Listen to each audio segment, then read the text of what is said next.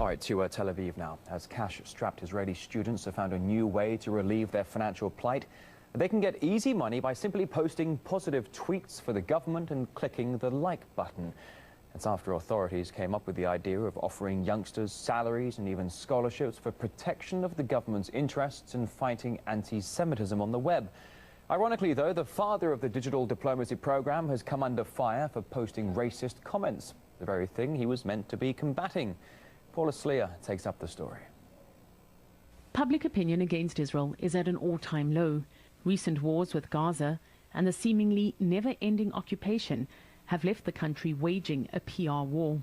This is a very massive wave of this false propaganda and attempts to legitimize, our right to defend ourselves and even our right to live in our historic land. So we have to do everything to tell the truth.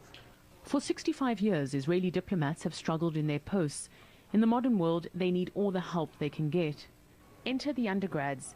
The idea is to pay students to tweet pro-Israeli propaganda. Lidor Bar David has been doing it for a while, but as a volunteer. It's another way to a student to give back to society.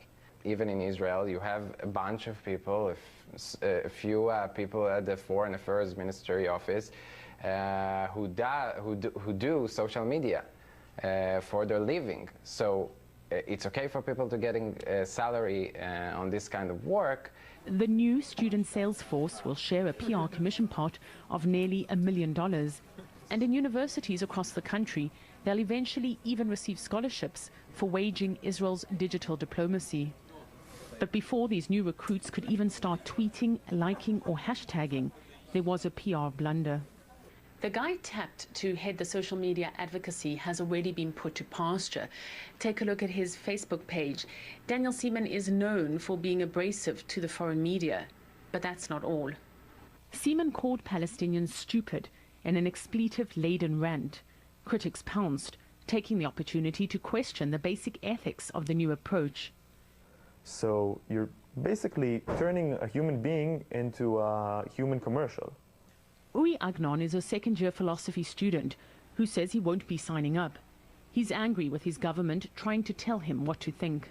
Instead of trying to make Israel a good democracy, for instance, giving out scholarships for people that will try to make this place a better place, he gives out scholarships for people to say that it's a good place. I mean, if this was such a good place, then these people would tell it anyways.